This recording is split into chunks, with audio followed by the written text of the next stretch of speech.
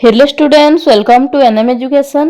आज वीडियो रे तुम अष्टम श्रेणी साहित्य सुरभि पुस्तकर चैप्टर 6 एबे मध्य बंचिछि पाठर अभ्यास कार्य डिस्कशन करिबा। आमे पूर्व वीडियो रे तुम 8th क्लास एमआईएल बुक रा भागवत सूक्ति संग्रह पद्यर अभ्यास कार्य डिस्कशन करि सारिछे।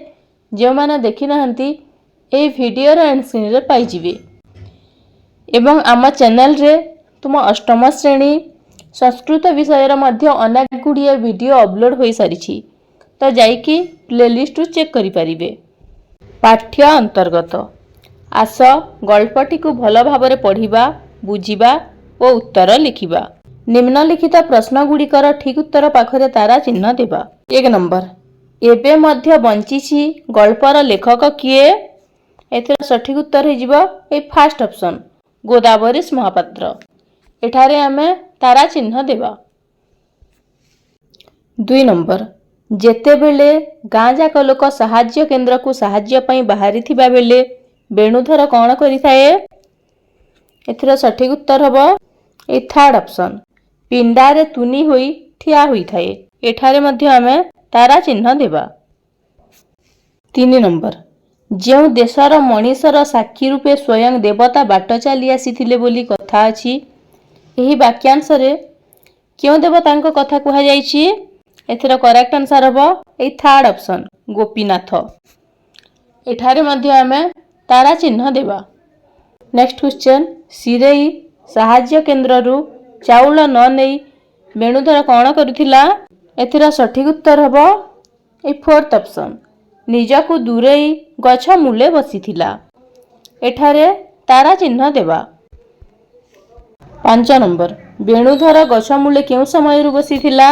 एथिरा सठिक उत्तर हबो ए फर्स्ट ऑप्शन सकाळ पहरु। एठारे मध्य आमे तारा चिन्ह देबा। 6 नंबर, उपरोक्त प्रश्न पई तुमर साथी माने भिन्न उत्तर बाछि थाई परंती।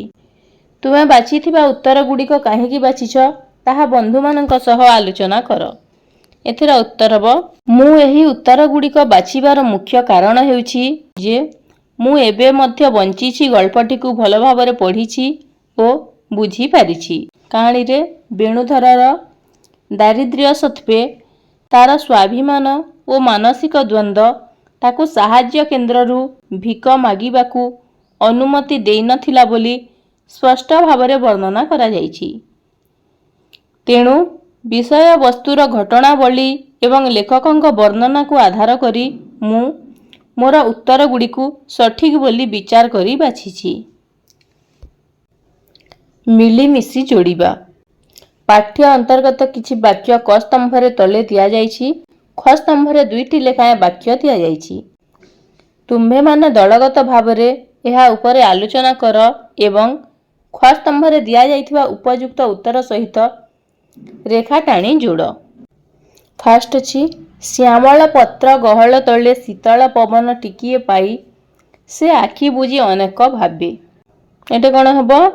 एटा हबो ए फर्स्ट ऑप्शन मनीष शांत अवस्था को आसिले जहा चिंता करे ताहा ही वास्तवता।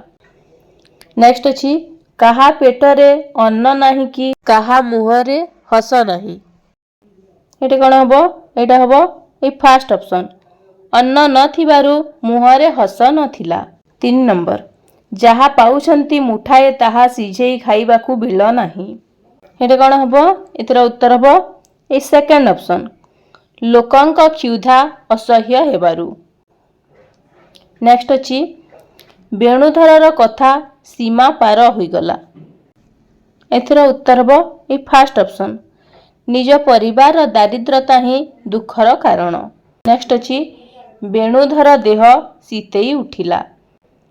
एथर उत्तर हबो ए सेकंड ऑप्शन उदार व्यक्तिंकर कोमल हातर स्पर्श तार अंतरात्मा को छुईबारु। तो पिला माने तुमे माने एही परि भाबरे गार टाणी नबो।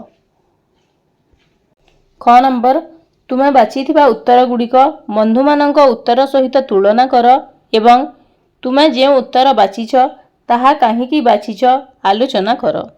एथिर उत्तर हबो मु मोर उत्तर गुड़िकु मो सांग मानक सह तुलना करी देखिली जे ଆମ ଭିତରୁ ଅନେକଙ୍କ ଉତ୍ତର ପ୍ରାୟ ସମାନ ରହିଛି।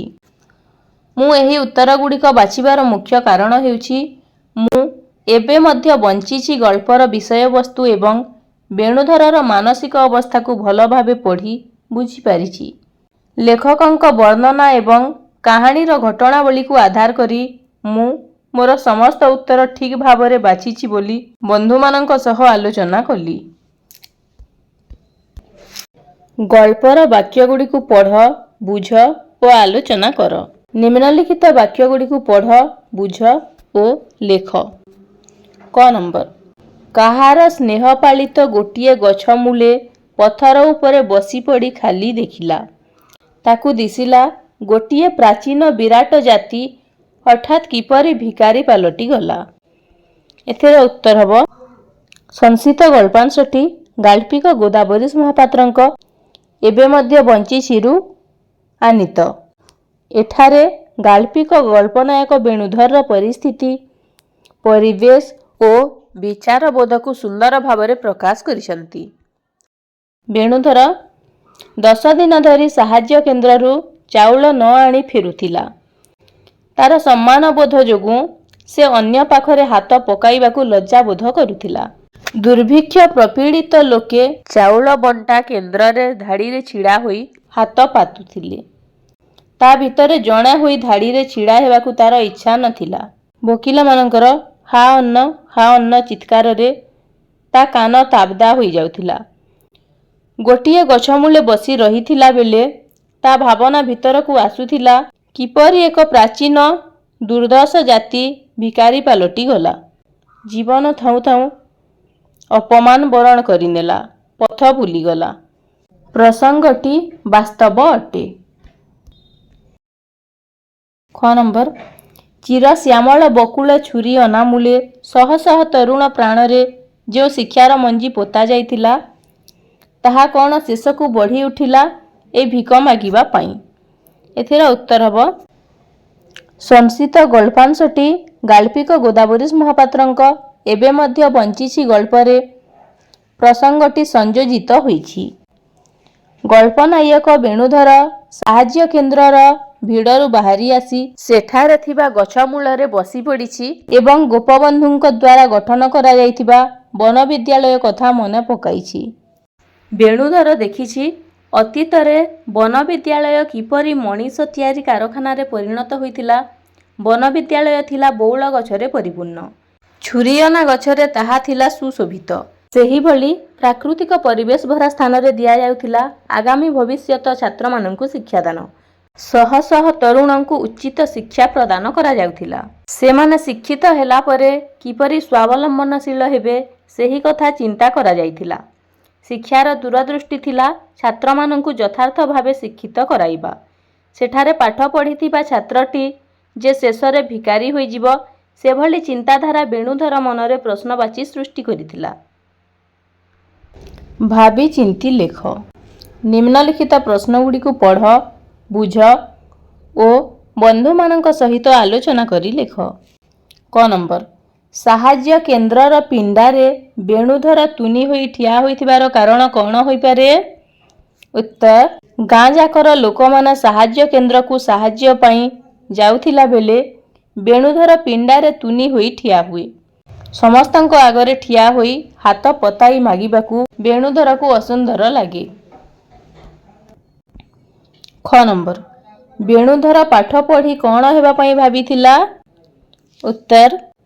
ବେଣୁଧର ଯାଇଥିଲା ଗୋପବନ୍ଧୁଙ୍କ ଗଠିତ ବନବିଦ୍ୟାଳୟକୁ।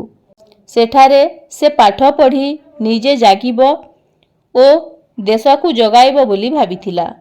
ନିଜେ ଜାଗିବ ଓ ଦେଶକୁ ଜଗାଇବ ଅର୍ଥ ମଣିଷପଣିଆ ଭାବ ଧରି ସ୍ୱାବଲମ୍ବନଶୀଳ ହେବ ଏବଂ ଦେଶ ଓ ଜାତିର ଉନ୍ନତି କରିବ। ଗ ନମ୍ବର। ବେଣୁଧର ଭିକ ମାଗିବାଟା ସୁନ୍ଦର ହେବ ନାହିଁ ବୋଲି କାହିଁକି ଚିନ୍ତା କଲା?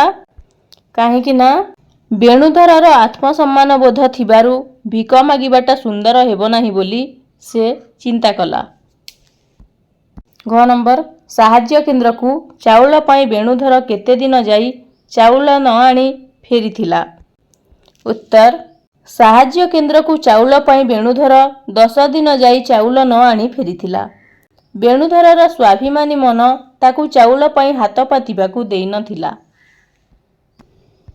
1 ନମ୍ବର ଦୁର୍ଭିକ୍ଷ ରାକ୍ଷସର ଯାଦୁଘର ବୋଲି କାହାକୁ କୁହାଯାଇଛି? ଉତ୍ତର ଶିରେଇ ଗାଁର ସାହାଯ୍ୟ କେନ୍ଦ୍ରକୁ ଦୁର୍ଭିକ୍ଷ ରାକ୍ଷସର ଯାଦୁଘର ବୋଲି କୁହାଯାଇଛି। 6 ନମ୍ବର ବେଣୁଧର ଗଛମୂଳ ପଥର ଉପରେ ବସି ଜାତି ବିଷୟରେ କ'ଣ ଭାବୁଥିଲେ? ଉତ୍ତର ବେଣୁଧର ଗଛମୂଳ ପଥର ଉପରେ ବସି ଜାତି ବିଷୟରେ ଭାବୁଥିଲେ ଗୋଟାଏ ପ୍ରାଚୀନ ବିରାଟ ଜାତି ହଠାତ୍ କିପରି ଭିକାରୀ ପାଲଟିଗଲା, ସ୍ୱାଭିମାନକୁ ପଛରେ ପକାଇ ଅପମାନକୁ ବରଣ କରିନେଲା ଓ ଜୀବନ ଧାରଣର ଯଥାର୍ଥ ବାଟକୁ ଭୁଲିଗଲା। 6 ନମ୍ବର ବେଣୁଧର ପଥର ପରି ତଳେ ପଡ଼ିଥିବାର ଦେଖି ମହାପୁରୁଷ ଜଣକ କ'ଣ କହିଥିଲେ? ଏଥିର ଉତ୍ତର ହେବ ବେଣୁଧର ମହାପୁରୁଷଙ୍କୁ ଦେଖି ଭାବବିମୁଗ୍ଧ ହୋଇ ତାଙ୍କରି ପାଦ ତଳେ ପଡ଼ି ଯାଇଥିଲେ। ମହାପୁରୁଷଙ୍କୁ ଯେତେବେଳେ ସ୍ୱେଚ୍ଛାସେବକମାନେ ଡାକିଲେ ସେ ଦେଖିଲେ ବେଣୁଧର ପଥର ପରି ତଳେ ପଡ଼ିଛି। ସେ ବେଣୁଧରର ଏପରି ଅବସ୍ଥା ଦେଖି କହିଥିଲେ ଏ ଜାତି ଏବେ ମଧ୍ୟ ବଞ୍ଚିଛି। ଅନୁମାନ କଳ୍ପନା। କ ନମ୍ବର ବେଣୁଧର ସ୍ଥାନରେ ତୁମେ ଥିଲେ କ'ଣ କରିଥାନ୍ତ? ଏଥିର ଉତ୍ତର ହେବ ମୁଁ ବେଣୁଧର ସ୍ଥାନରେ ଥିଲେ ଭିକ୍ଷାବୃତ୍ତିକୁ ଆଦରି ନଥାନ୍ତି। ଖ ନମ୍ବର ପାଠ ପଢ଼ି ତୁମେ ଦେଶ ପାଇଁ କ'ଣ କରିବ ବୋଲି ଚିନ୍ତା କରିଛ? ଏଥିର ଉତ୍ତର ହେବ ପାଠ ପଢ଼ି ମୁଁ ଦେଶ ପାଇଁ କିଛି ଭଲ କାମ କରିବାକୁ ଚିନ୍ତା କରିଛି। ଉଚ୍ଚ ଶିକ୍ଷା ଲାଭ କରି ମୁଁ ଜଣେ ସଚେତନ ଓ ଦାୟିତ୍ୱଶୀଳ ନାଗରିକ ହେବି। ମୋର କାମ ଦ୍ୱାରା ସମାଜର ଉନ୍ନତି ଓ ଲୋକମାନଙ୍କୁ ସହାୟତା କରିବି। ଦେଶର ଉନ୍ନତି ଓ ମଙ୍ଗଳ ପାଇଁ ସଦା ଚେଷ୍ଟା କରିବି। ଗ ନମ୍ବର ତୁମ ଘରେ ଯଦି ଖାଦ୍ୟର ଅଭାବ ରୁହେ ତେବେ ତୁମେ କ'ଣ କରିବ? ଏଥିର ଉତ୍ତର ହେବ ଆମ ଘରେ ଯଦି ଖାଦ୍ୟର ଅଭାବ ରୁହେ ତାହେଲେ ମୁଁ ପରିଶ୍ରମ କରି ସଦ୍ ଉପାୟରେ ପଇସା ରୋଜଗାର କରି ଖାଦ୍ୟର ଅଭାବ ମେଣ୍ଟାଇବି। ଘ ନମ୍ବର ଯଦି କେବେ ତୁମେ ବକୁଳ ବନକୁ ଯାଅ ସେଠାରେ ତୁମ ମନ ଭିତରେ କେଉଁ ଭାବନା ସୃଷ୍ଟି ହେବ? ଉତ୍ତର ଯଦି ମୁଁ ବକୁଳ ବନକୁ ଯାଏ ତାହେଲେ ମୋ ମନରେ ଜାତୀୟ ଭାବନା ସୃଷ୍ଟି ହେବ। ବକୁଳ ଫୁଲର ମଧୁର ସୁଗନ୍ଧ ଓ ଶାନ୍ତ ପରିବେଶ ମନକୁ ଶାନ୍ତି ଦେବ। ପ୍ରକୃତିର ସୌନ୍ଦର୍ଯ୍ୟ ଦେଖି ମନରେ ଆନନ୍ଦ ଓ ପ୍ରସନ୍ନତା ଭରିଯିବ। ଗ ନମ୍ବର ଯଦି କେବେ ଦୁର୍ଭିକ୍ଷ ପଡ଼େ ତେବେ ତୁମେ କିପରି ଲୋକମାନଙ୍କୁ ସହାୟତା କରିବ କଳ୍ପନା କର। ଉତ୍ତର ଯଦି କେବେ ଦୁର୍ଭିକ୍ଷ ପଡ଼େ ତେବେ ମୁଁ ଦୁର୍ଭିକ୍ଷ ପ୍ରପୀଡ଼ିତ ଲୋକମାନଙ୍କୁ ପ୍ରଥମେ ଖାଦ୍ୟ ଯୋଗାଇବାରେ ସହାୟତା କରିବି।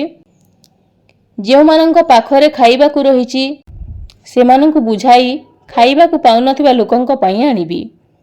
ସରକାରୀ ସ୍ତରରେ ଯଦି କିଛି ସହାୟତା ମିଳିପାରେ ସେଥିପାଇଁ ଯଥାସାଧ୍ୟ ଚେଷ୍ଟା କରିବି। ଯଦି କୌଣସି ସାହାଯ୍ୟକାରୀ ସଂସ୍ଥା ବା ସେବାକାରୀ କେନ୍ଦ୍ର ଥାଏ ସେଠାରେ ଲୋକଙ୍କୁ ଶୃଙ୍ଖଳାରେ ଖାଦ୍ୟ ବଣ୍ଟନରେ ସହାୟତା କରିବି। କୌଣସି ପରିସ୍ଥିତିରେ ବା ବିପଦ ସମୟରେ ଲୋକଙ୍କୁ ସବୁ ପ୍ରକାର ସାହାଯ୍ୟ କରିବି। ପରିବର୍ତ୍ତିତ କାହାଣୀ। କଳ୍ପନା କର କାହାଣୀଟି କିପରି ଆଗକୁ ବଢ଼ିବ। କ ନମ୍ବର ଯଦି ବେଣୁଧର ସାହାଯ୍ୟ କେନ୍ଦ୍ରକୁ ଯାଇଥାନ୍ତା। ଖରେ ଅଛି ବେଣୁଧର ଯଦି ସ୍ୱାଭିମାନୀ ହୋଇନଥାନ୍ତା। ଗ ନମ୍ବର ଅଛି ଯଦି ବେଣୁଧର ଗୁରୁଙ୍କ କଥା ମାନିନଥାନ୍ତା। ନେକ୍ସଟ ଅଛି ବେଣୁଧର ଅନ୍ୟମାନଙ୍କ ପରି ଯଦି ସାହାଯ୍ୟ ଗ୍ରହଣ କରିଥାନ୍ତା। 1 ନମ୍ବର ଅଛି ବେଣୁଧର ଭିକ ମାଗିବା ପାଇଁ ଯଦି ଯାଇଥାନ୍ତା। ଉପରୋକ୍ତ ପ୍ରସଙ୍ଗ ମଧ୍ୟରୁ ଗୋଟିଏ ପ୍ରସଙ୍ଗକୁ ବାଛ। ସାଙ୍ଗସାଥୀମାନଙ୍କ ସହିତ ଆଲୋଚନା କରି ଏକ ନୂତନ କାହାଣୀ ଲେଖିବାକୁ ପ୍ରୟାସ କର। ତ ଏଇ ଯେଉଁ 5ଟି ପ୍ରସଙ୍ଗ ଦିଆଯାଇଛି ଯେକୌଣସି ଗୋଟିଏ ପ୍ରସଙ୍ଗକୁ ନେଇ କାହାଣୀଟିଏ ଲେଖିବା। ଖ ନମ୍ବର ପ୍ରସଙ୍ଗର କାହାଣୀଟି ଏହିପରି ହେବ। ଯଦି ବେଣୁଧର ସ୍ୱାଭିମାନୀ ହୋଇନଥାନ୍ତା ତେବେ ସେ ଅନ୍ୟମାନଙ୍କ ପାଖରେ ସାହାଯ୍ୟ ମାଗିବାରେ କୌଣସି ସଂକୋଚ କରୁନଥାନ୍ତା। ସେ ସହଜରେ ମାଗଣା ଖାଦ୍ୟ ଓ ଟଙ୍କା ଗ୍ରହଣ କରିଥାନ୍ତା। ଧୀରେ ଧୀରେ ସେ ପରିଶ୍ରମ କରିବାର ଇଚ୍ଛା ହରାଇ ଦେଇଥାନ୍ତା ଏବଂ ଅନ୍ୟମାନଙ୍କ ଉପରେ ନିର୍ଭରଶୀଳ ହୋଇ ପଡ଼ିଥାନ୍ତା। ଫଳରେ ତାଙ୍କର ଆତ୍ମବିଶ୍ୱାସ କମିଯାଇଥାନ୍ତା ଏବଂ ସମାଜରେ ସମ୍ମାନ ମଧ୍ୟ ହ୍ରାସ ପାଇଥାନ୍ତା। ତେଣୁ ମଣିଷର ଜୀବନରେ ସ୍ୱାଭିମାନ ଏକ ବହୁମୂଲ୍ୟ ଗୁଣ। ତ ପିଲାମାନେ ତୁମେମାନେ ଏହିପରି ଭାବରେ କାହାଣୀଟିଏ ଲେଖିନେବ। ତୁମେମାନେ ଅନ୍ୟ ପ୍ରସଙ୍ଗର ମଧ୍ୟ କାହାଣୀ ଲେଖିପାରିବ। ଉପଯୁକ୍ତ ଶବ୍ଦ ଚୟନ କର। ବନ୍ଧନୀ ମଧ୍ୟରୁ ଉପଯୁକ୍ତ ଶବ୍ଦ ବାଛି ଶୂନ୍ୟ ସ୍ଥାନ ପୂରଣ କର। କ ନମ୍ବର ଦୂରର ଡ୍ୟାସ୍ ପାଣି ପରି ଭାସିଯାଏ। ଏଥିର ଉତ୍ତର ହେବ ମରିଚିକା। ଦୂରର ମରିଚିକା ପାଣି ପରି ଭାସିଯାଏ। ଖ ନମ୍ବର କପୋତର ଡ୍ୟାସ୍ ଧ୍ୱନି ବେଣୁଧରର ମୁହ ଭାଙ୍ଗି ପାରିଲା ନାହିଁ। ଏଠି କ'ଣ ହେବ? ଏଇଟା ହେବ କରୁଣ। କପୋତର କରୁଣ ଧ୍ୱନି ବେଣୁଧରର ମୁହ ଭାଙ୍ଗି ପାରିଲା ନାହିଁ। ଗ ନମ୍ବର ଜୀବନ ଥିଲେ ଭାଇ ଡ୍ୟାସ୍ ନାହିଁ ହାତ। ଏଇଠି କ'ଣ ହେବ? ଜୀବନ ଥିଲେ ଭାଇ ପାତିବା ନାହିଁ ହାତ। ଘ ନମ୍ବର ପାଠ ପଢ଼ି ବେଣୁଧର ଭାବିଲା ସେ ଦେଶକୁ ଡ୍ୟାସ୍। ଏଇଟା କ'ଣ ହେବ? ଜଗାଇବ। ପାଠ ପଢ଼ି ବେଣୁଧର ଭାବିଲା ସେ ଦେଶକୁ ଜଗାଇବ। ୱ ନମ୍ବର ତାର ଦେହ ଡ୍ୟାସ୍ ଉଠିଲା। ଏଇଟା କ'ଣ ହେବ? ତାର ଦେହ ଶୀତେଇ ଉଠିଲା। ଭାଷା ବିଚାର। ହାତ ଶବ୍ଦକୁ ବ୍ୟବହାର କରି ଭିନ୍ନ ଅର୍ଥରେ ଦୁଇଟି ବାକ୍ୟ ଗଠନ କରାଯାଇଛି। ସେହିପରି ତୁମେ ଦୁଇଟି ଶବ୍ଦର ଭିନ୍ନ ଅର୍ଥ ପ୍ରକାଶକ ଶବ୍ଦ ଲଗାଇ ବାକ୍ୟ ଗଠନ କର। ଯେପରି ଶୀତଳ କୋମଳ ହାତର ସ୍ପର୍ଶ ତା ପିଠିରେ ଲାଗିଲା। ନେକ୍ସଟ ଅଛି ଜୀବନ ଥିଲେ ଭାଇ ପାତିବା ନାହିଁ ହାତ। ସେହିପରି ଆମେ ଦୁଇଟି ଶବ୍ଦର ଭିନ୍ନ ଅର୍ଥ ପ୍ରକାଶକ ଶବ୍ଦ ଲଗାଇ ବାକ୍ୟ ଗଠନ କରିବା। ଅଙ୍କର କରିବା। ଅଙ୍କ ଅର୍ଥ ଗଣିତ। ସେ ଅଙ୍କରେ ବହୁତ କମ୍ ନମ୍ବର ରଖିଛି। ଆଉ ଗୋଟିଏ ହେବ ଅଙ୍କ ମାନେ ନାଟକର ବିଭାଗ। ନାଟକଟି 5ଟି ଅଙ୍କରେ ବିଭକ୍ତ। ଆଖି ଆଖିର କ'ଣ ହେବ? ଆଖି ଆଖିର ଅର୍ଥ ହେଉଛି ଡରେଇବା। ଛୋଟ ପିଲାକୁ ଆଖି ଦେଖାଇ କଥା କୁହ ନାହିଁ। ନେକ୍ସଟ ହେବ ଆଖିରେ ଆଖିରେ ଅର୍ଥ ଇସାରା। କପଟି ଲୋକଟି ସାଙ୍ଗକୁ ଆଖିରେ କଥା କହିଲା। କାଳ ସମୟ ବିଚାର। ନିମ୍ନରେ ଦିଆଯାଇଥିବା ବାକ୍ୟ ଗୁଡ଼ିକୁ ମନ ଦେଇ ପଢ଼। କ ନମ୍ବର ମୁହଁ ବୁଲେଇ ଦେଖେ ଦୂରରେ ଗଛ ଗହଳିରେ ସିରେଇ ଗାଁ। କ ନମ୍ବର ମୁହଁ ବୁଲେଇ ଦେଖିଲା ଦୂରକୁ ଗଛ ଗହଳରେ ସିରେଇ ଗାଁ ଦିଶୁଛି। ନେକ୍ସଟ ଅଛି ମୁହଁ ବୁଲେଇ ଦେଖିବ ଦୂରରେ ଗଛ ଗହଳିରେ ସିରେଇ ଗାଁ ଦିଶିବ। ବାକ୍ୟର ରେଖାଙ୍କିତ ପଦରୁ ବୁଝାପଡ଼ୁଛି କି କାର୍ଯ୍ୟ ହେବାର ସମୟକୁ କାଳ କୁହାଯାଏ। କ୍ରିୟାର ଯେଉଁ ରୂପ ସୂଚାଇଥାଏ ଯେ କେବେ କୌଣସି କାର୍ଯ୍ୟ କରାଯାଇଥିଲା, ଘଟୁଛି କିମ୍ବା ଘଟିବାକୁ ଯାଉଛି ତାହାକୁ କାଳ କୁହାଯାଏ। କାଳ 3 ପ୍ରକାର। 1 ନମ୍ବର ଅତୀତ କାଳ ଯେଉଁ କାର୍ଯ୍ୟ କରାଯାଇ ସାରିଛି। 2 ନମ୍ବର ବର୍ତ୍ତମାନ କାଳ ଯେଉଁ କାର୍ଯ୍ୟ କରାଯାଉଛି। 3 ନମ୍ବର ଭବିଷ୍ୟତ କାଳ ଯେଉଁ କାର୍ଯ୍ୟ କରାଯିବ। ବାକ୍ୟର କାଳ ସମୟ ପରିବର୍ତ୍ତନ। ଶହ ଶହ ପ୍ରାଣୀ କାନି ପତାଇ ମାଗୁଛନ୍ତି। ନେକ୍ସଟ ଅଛି ବେଣୁଧରର ପ୍ରାଣର ରସ ମରିଯାଇଛି। ଉପରେ ଦିଆଯାଇଥିବା ରେଖାଙ୍କିତ ପଦରେ କି ପାର୍ଥକ୍ୟ ଅଛି? ସାଙ୍ଗମାନଙ୍କ ସହ ଆଲୋଚନା କର, ବୁଝ ଏବଂ ନିମ୍ନଲିଖିତ ବାକ୍ୟରେ ଥିବା ଶୂନ୍ୟ ସ୍ଥାନ ପୂରଣ କର। କ ନମ୍ବର ସେହିଠାରେ ସେ ପାଠ ଡ୍ୟାସ୍। କ'ଣ ହେବ? ସେହିଠାରେ ସେ ପାଠ ପଢ଼ିବ। ଖ ନମ୍ବର ଆପଣମାନେ ଏଠାକୁ ଡ୍ୟାସ୍। କ'ଣ ହେବ? ଏଇଟା ହେବ ଆସନ୍ତୁ। ଆପଣମାନେ ଏଠାକୁ ଆସନ୍ତୁ। ଗ ନମ୍ବର ସେମାନେ ମୋତେ ଡ୍ୟାସ୍। ଏଇଟା କ'ଣ ହେବ? ସେମାନେ ମୋତେ ହସାଇଲେ। ଘ ନମ୍ବର କାନି ପତେଇ ସେ ଡ୍ୟାସ୍। କ'ଣ ହେବ? କାନି ପତେଇ ସେ ମାଗିପାରେ।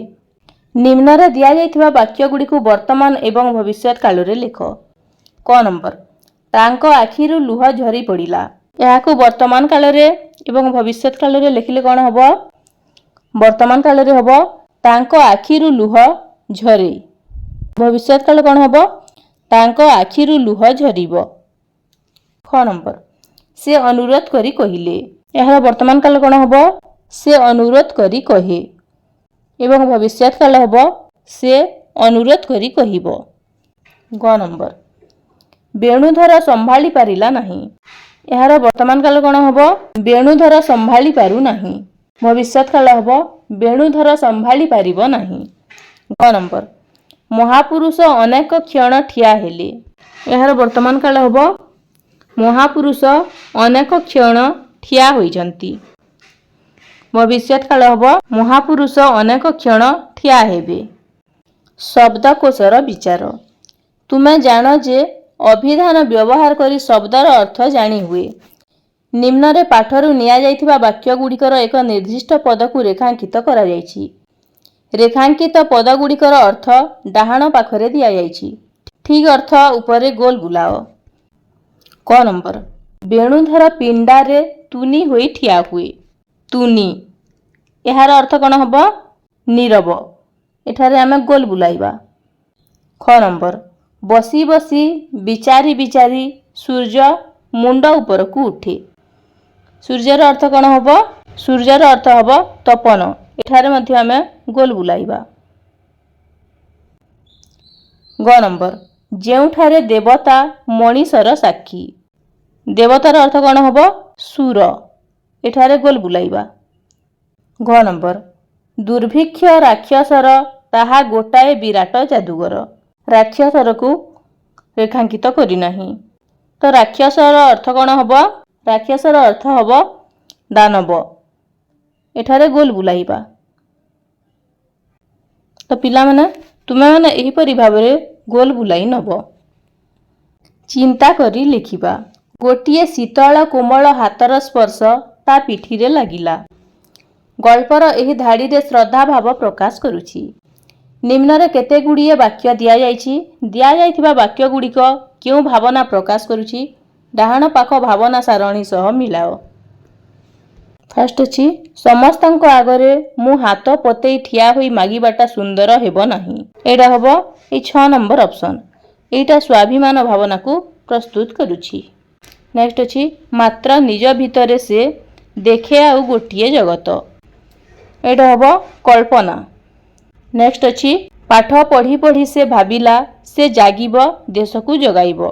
ଏଇଟା ହେବ ଦେଶପ୍ରେମ। ନେକ୍ସଟ ଅଛି, ଯେଉଁ ଦେଶରେ ଯୁଗ ଯୁଗ ଧରି ବିରାଟ ପଥର ସ୍ତୂପ ଉପରେ ପତିତପାବନ ବାନା ଉଡ଼ୁଛି। ଏଇଟା ହେବ ଭକ୍ତି। ନେକ୍ସଟ ଅଛି, କେଉଁଠି ସେ ଆପଣାର ମୁହଁଟା ଲୁଚାଇ ଠିଆ ହୋଇପାରନ୍ତା କି? ଏଇଟା କ'ଣ ହେବ? ଏଇଟା ହେବ ଲଜ୍ଜା। ନେକ୍ସଟ, ତାପରେ 2 ଟୋପା ଲୁହ ନିଗିଡ଼ି ତଳେ ପଡ଼ିଗଲା। ଏଇଟା କ'ଣ ହେବ? ଏଇଟା ହେବ ଦୁଃଖ। ନେକ୍ସଟ ଅଛି, ସେହି ନିରସ ସଂସାର ଭିତରେ ତାର ଆଶାର ଝରଣା ଶୁଖି ଆସିଛି। ଏଇଟା ହେବ ନିରାଶା। ତ ପିଲାମାନେ ତୁମେମାନେ ଏହିପରି ଭାବରେ ଗାର ଟାଣି ନେବ। ବାକ୍ୟ ବିସ୍ତାର।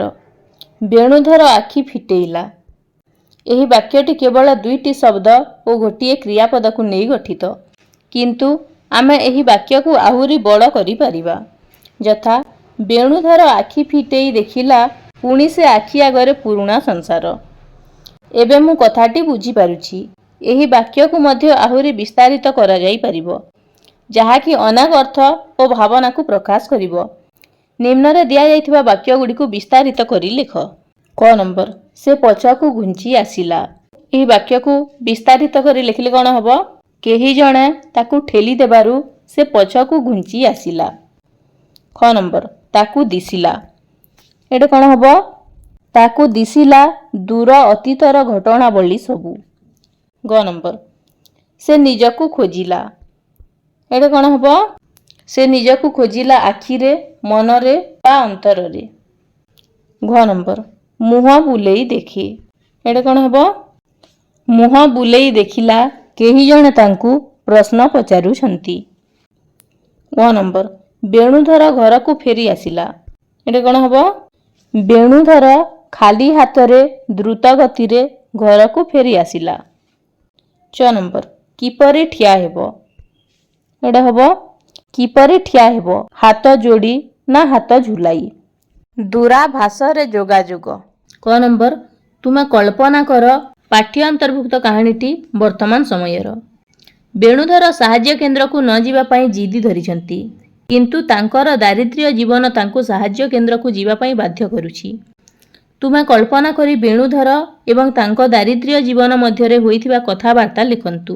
ଏଥିର ଉତ୍ତର ହେବ, ଦାରିଦ୍ର୍ୟ ବେଣୁଧରକୁ କହିବ, ବେଣୁଧର, ତୁମ ପରିବାର ଭୋକରେ ଡହଳ ବିକଳ ହେଉଛନ୍ତି, ତେଣୁ ତୁମେ ढेर स्वाभिमान छाड़ी साहाଯ୍य केन्द्र को जाई चाउल आनिबा उचित। एहार उत्तर रे वेणुधर कहिबे ना मु मो गुरुंक ठारू शिखिछि जे जीवन थिबा पर्यंत काहा आगरे हाथ पाती भिक मागिबा अनुचित। दारिद्र्य पुणी बुझाइब जे केवल आदर्श ओ स्वाभिमान केबे पेटरे भोक मेंटाई पारिब नाही। किंतु वेणुधर निज जित्रे अटल रही कहिबे जेते दुख कष्ट आसिले मध्य मु जातिर टेक ओ मोर आत्मसम्मान को केबे हेले हराइबी नाही। ख नंबर कल्पना करंतु जे वेणुधर साहाଯ୍य केन्द्र रे देखुथिबा दृश्य को देखि निज मन भितरे अनेक चिंता करुछंती। तुमे वेणुधरर भावना को मोबाइल रे मेसेज रे लिखि बंधु को जणाओ। उत्तर वेणुधर साहाଯ୍य केन्द्र को देखि भाबिछि यह दुर्भिक्ष राक्षसर विराट जादूघर। कारण सेठारे सबु लोक कंकाल सार समस्तंकर दुर्बल देह ओ पेट भीतर को पशि जाइछि। सेमानंकु देखिले जणा जाउथिला एमाने बंचिबे कि मरिबे ठीक ठिकणा नाही। काहारी आखिरे ज्योति नथिला, काहा मुहरे हस नथिला कि पाद पकाइबाकू बल नथिला, एपरिकी काहा अंटारे पिंधिबाकू भी कपड़ा खंडे नथिला। तथापि सेमाने विकल स्वରରେ देवा पई आकुल निवेदन करुथिले। जेउठारे बड़ देउଳରେ बड़ ठाकुर अछंती मनीष पई देवता साक्षी दियंती सेभଳି माटीर एभଳି विपर्जय परिस्थिति बड़ दयनीय। तुमर दैनंदिनी अगस्ट मास 3 तारिख आज मु मो मामू घर को गली। एथिर उत्तर हबो आज मु सकाळ 8टारे घरु बाहरी मामू घर को गली। बाटरे हालुका वर्षा हेला, गुळुगुळीरू सामान्य आश्वस्ति मिलिला। सकाळ 10टारे मु मामू घरे पहुंचिली। मामू ओ माई मते हसी हसी स्वागत कले। सेमानंक सहित मु सकाळ जलखिया खाइली। दिन 12टारे मु मध्याह्न भोजन कली। माई निज हाथरे भोजन प्रस्तुति करिथिले। भोजन परे मु किछि समय विश्राम नेली। अपराह्नरे मामू घर गाँव बुलाबुली कली। गाँवर शांत और सबुजिमा परिवेश मते आकृष्ट करिथिला। संध्या 6टा बेलकू घर को फेरिली। दिनटी सुखद और स्मरणीय थिला। तो पिला माने तुमे माने एहिपरि भाबरे लेखि नबो। तो पिला माने एठी अभ्यास कार्य शेष होला। जदि भिडियोटी भल लागि थाए ताहेले गोटिए लाइक करि दियो। धन्यवाद।